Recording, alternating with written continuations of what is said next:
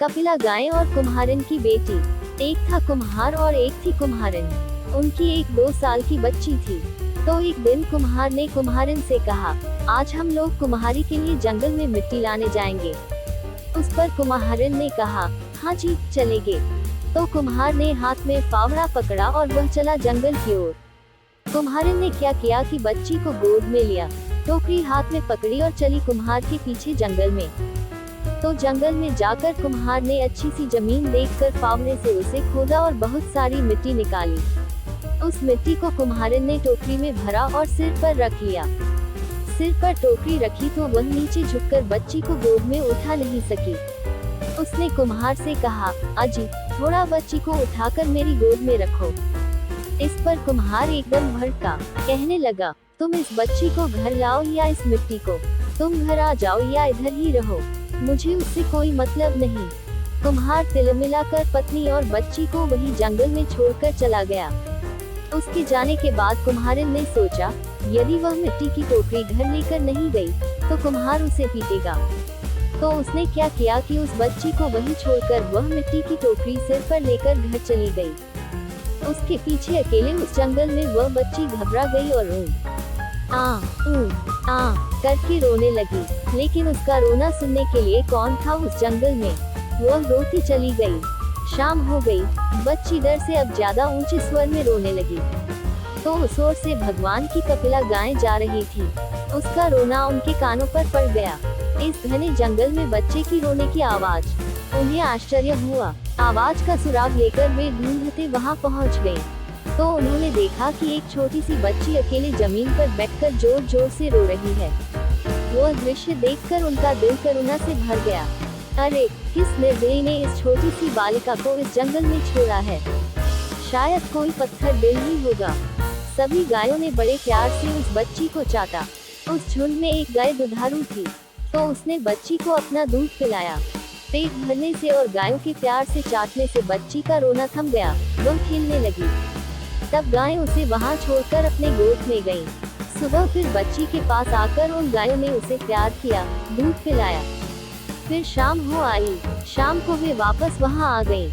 ऐसा कुछ समय तक चलता रहा। गाय का धारोश दूध पीने से वह बच्ची बड़ी स्वस्थ हो गई। जल्दी जल्दी बढ़ने लगी। अब वह उन गायों को ही अपनी माँ समझने लगी। उनका रभाना सुनते ही वह उनकी ओर दौड़कर चली जाती और उनसे चिपकती थी। कुछ समय बाद वह और भी बड़ी हो गई और उनके पीछे पीछे जंगल में घूमने लगी। सभी गायें उसका बहुत ख्याल रखती थीं। कोई शेर बाघ एवं और कोई जंगली जानवर आकर उस पर हमला न करे, इसलिए वे सब जंगल में वर्तुलाकार खड़ी रहकर चलती थी और उसे उस वर्तुल में रखती थी। तो और भी दिन महीने साल गुजर गए। बच्ची अब 10 साल की हो गई। उस पर सभी गायों ने सोचा, अब बच्ची का जंगल में खुले रहना ठीक नहीं है। वे उसे अपनी गोट गौशाला में लेकर आ गए। उन्होंने बच्ची से कहा, बेटी अब तुम इस गोट के अंदर ही रहना, बाहर मत निकलना। शाम को जंगल से आते वक्त हम तुम्हारे लिए खाना लाएंगे। बच्ची ने कहा, हाँ माँ। अब बच्ची दिन भर गोट में ही रहती थी और शाम को आते वक्त गाय उसके लिए अच्छा अच्छा फल लाती थी। उसे खाकर वह खुश हो जाती। तो एक दिन हुआ क्या कि अंदर बैठे बैठे बच्ची का दम घुटने लगा। उसने सोचा, कुछ समय के लिए क्यों न बाहर खुली हवा में जाऊं। तो बच्ची गोट के बाहर खड़ी हो गई। उसी समय उस तरफ से एक राक्षस जा रहा था। उसने उस बच्ची को देखा तो उसके मुंह में पानी आ गया। सोचा, ये बच्ची एकदम कोमल ककड़ी की तरह है, इसका गोश्त खाऊं तो दिल खुश हो जाएगा। कितने दिनों से ऐसा लज्जतदार मांस नहीं खाया है। वह बच्ची की ओर बढ़ने लगा। बच्ची ने अपनी ओर आते राक्षस को देखा तो घबरा गई।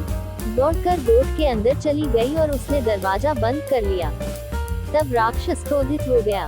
फिर भी मृदु आवाज में उसने बच्ची से कहा, मेरी लाडो बेटी, जरा दरवाजा खोल दे। तो उस गोट के नजदीक एक आम का पेड़ था। उस पेड़ ने कहा, अरे नहीं नहीं बेटी, दरवाजा नहीं खोलना, राक्षस तुझे खा जाएगा। पेड़ के ऐसा कहने पर राक्षस को गुस्सा आ गया। वह दौड़कर उस पेड़ के पास गया और पेड़ पर जोर से एक लात लगाई। पेड़ टूटकर नीचे गिर पड़ा। उसकी टहनियां इधर उधर बिखर गईं। फिर वह वापस गोट के दरवाजे के पास गया और उसने बच्ची को आवाज दी, मेरी प्यारी लाडो, जरा दरवाजा खोल दे। तो गोट के नजदीक एक नारियल का पेड़ था। उस पेड़ ने कहा, नहीं नहीं बेटी, दरवाजा मत खोलना, राक्षस तुझे खा जाएगा। बच्ची ने दरवाजा नहीं खोला तो राक्षस गुस्से से आग बबूला हो गया। दौड़कर उसने उस नारियल के पेड़ पर 2-4 लातें मार दी और उसे जमीन पर गिरा दिया। अब तीसरी बार दरवाजे के पास जाकर उसने कहा, मेरी प्यारी लाडो, जरा दरवाजा खोल दे। तो उस गोट के नजदीक एक अंबाड़ी व्यंजन के लिए उपयुक्त खट्टे स्वाद का एक फल का पेड़ था। उस पेड़ ने कहा, नहीं नहीं बेटी, दरवाजा मत खोलना, राक्षस तुझे खा जाएगा। अब राक्षस मानो जल भूनकर राख हो गया। वह उस अंबाड़ी के पेड़ पर लात मारने वाला ही था। इतने में उसे ख्याल आ गया कि अंधेरा छाने लगा है और गायों की गोद में वापस आने का वक्त हो गया है। उसने सोचा, यदि गाय आ गई तो मैं मुसीबत में पड़ सकता हूँ। अतिमंदी इसमें है कि मैं यहाँ से जाऊँ। लेकिन दूसरे दिन वापस आकर लड़की को खाने का मन में मंसूबा रखकर राक्षस वहाँ से चला गया। राक्षस के जाने के थोड़ी देर बाद गायें वहाँ आ गईं। आते ही उनकी नाकों ने राक्षस के शरीर की गंध सूंघ ली। गोट के बाहर उसके पांवों की निशानियां भी उन्होंने देखी। तो यहाँ कोई राक्षस आया हुआ है, इसका उन्हें यकीन हो गया। वे डर गईं। हे भगवान, हमारी बच्ची सुरक्षित हो। सभी गायें दौड़ते हुए गोट के दरवाजे के पास पहुंची। उनके पहुंचने से दरवाजा अपने आप खुल गया। सब एकदम अंदर घुसी तो उनको बच्ची अंदर दिखाई नहीं दी। वे सब व्याकुलता से हम्मा हम्मा करके उसे ढूंढने लगी। ढूंढने के बाद बच्ची एक कोने में सही हुई रोटी उन्होंने देखी। तो गायें दौड़कर उसके पास गईं, उसे चाटा और पूछा, बोलो बेटी, क्या हुआ? किसने डराया तुझे? बच्ची ने सब बात बता दी। सुनकर वे सब क्रोधित हो गईं। उस राक्षस की यह हिम्मत, हमारी बेटी को खाने आए। ठहर, कल सिखाएंगे उसे सबक। दूसरे दिन सुबह एक भी गाय चरने जंगल नहीं गई। सब छुपकर गोठ में रही। इधर राक्षस ने किया क्या कि सुबह उठकर मुंह धोया, दांत मंजन करके उनको शान से तेज किया और बच्ची का गोश्त खाने का ख्याली पुलाव मन में पकाकर वह कपिला गायों के उस गोठ के पास आ गया। आकर उसने पहले की तरह मृदु स्वर में ही कहा, लाडो बेटी, जरा दरवाजा खोल दे। तो अंबाड़ी के पेड़ ने कहा, नहीं नहीं बेटी, दरवाजा मत खोलना, राक्षस तुझे खा जाएगा। राक्षस ने दौड़कर उसके तने पर गुस्से से 4-5 लातें मारी तो उसका तना टूटकर उसके टुकड़े हो गए। इस तरह राक्षस ने गोठ के आसपास के सब पेड़ तोड़ डाले। आखिर में उसे रोकने वाला एक भी पेड़ नहीं बचा तो दरवाजा तोड़कर वह गोठ के अंदर घुसा। इधर वह अंदर घुसा तो उधर सभी गायें उसके अंदर आने की राह देख रही थी। उसके अंदर पांव रखते ही जो गाय बच्ची को दूध पिलाती थी, उसने अपना सिंघाड़ा उस पर पहले मारा, बाद में दूसरी ने, तीसरी ने। ऐसा करके सभी गायों ने मिलकर उसकी कमर तोड़ी, हाथ पैर तोड़े और उसको जख्मी करके दूर जंगल में फेंक दिया। जख्मी राक्षस ने सोचा, सिर सलामत तो पगड़ी 50। इसके बाद जीवन में कभी किसी बच्ची का गोश्त खाने की इच्छा नहीं रखूंगा। इधर राक्षस को सबक सिखाकर गायों ने बच्ची से कहा, बेटी, अब कोई राक्षस तुझे सताने यहाँ नहीं आएगा, तुम निर्भय रहो। तो और कुछ दिन सुख शांति से बीत गए। अब बच्ची नहीं रही, एक सुंदर सी कन्या बन गई थी। अब उसका डर भी कम हो गया। गायों के जंगल में चरने के लिए जाने के बाद वह गोठ से बाहर निकलती, झरने पर जाकर स्नान करती, पंछियों का संगीत सुनती, पेड़ लताओं पर खिले सुंदर से फूल तोड़ती और उन्हें बालों में लगाती। एक दिन हमेशा की तरह वह झरने पर स्नान करके फूल तोड़ रही थी तो उस तरफ से उस राज्य का राजकुंवर जो शिकार के लिए निकला था, एक हिरन के पीछे पीछे दौड़ता वहां पहुंच गया। उसने उस कन्या को देखा और उसे वह बहुत भा गई। उसने कन्या से बात करने का प्रयत्न किया तो कन्या दौड़कर गोठ में घुस गई और दरवाजा बंद कर लिया। राजकुंवर पहली ही नजर में उस कन्या से प्यार करने लगा। वह अपने घर गया और अपनी माता को उसने अपने प्यार की बात बताई। राजमाता ने वह बात राजा को बताई तो राजा ने कहा, ठीक है, जैसी पुत्र की इच्छा। यदि उसे वह कन्या पसंद है तो उसके साथ ही उसकी शादी करेंगे।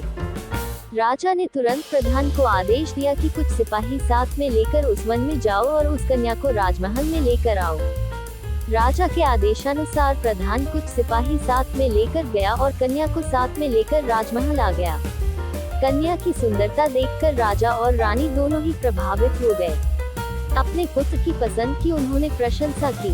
रानी ने तुरंत ही दासियों से कहकर कन्या को सुगंधित तेल और उत्तम लगाकर नहलाया, उसे पहनने को अच्छे कपड़े दिए, उसे अलंकार पहनाए, उसके बाल बनाए।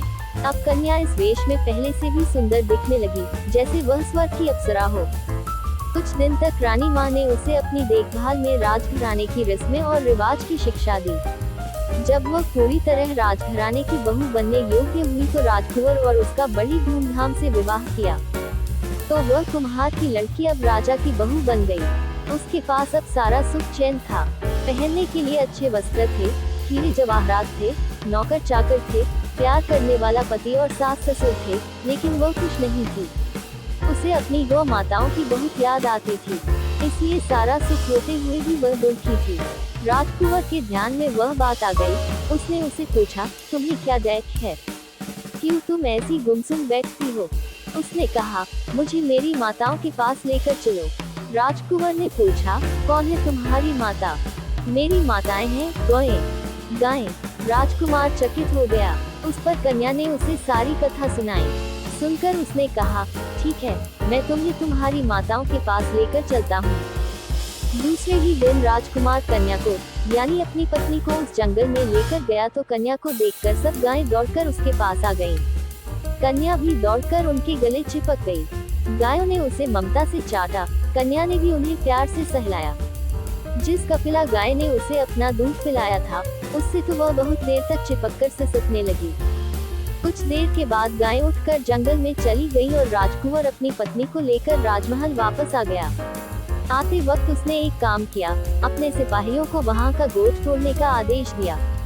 जंगल से अपनी गौ माताओं से मिलकर आने के बाद कन्या, यानी वो कुम्हार की लड़की खुशी खुशी अपने पति राजकुंवर के साथ रहने लगी।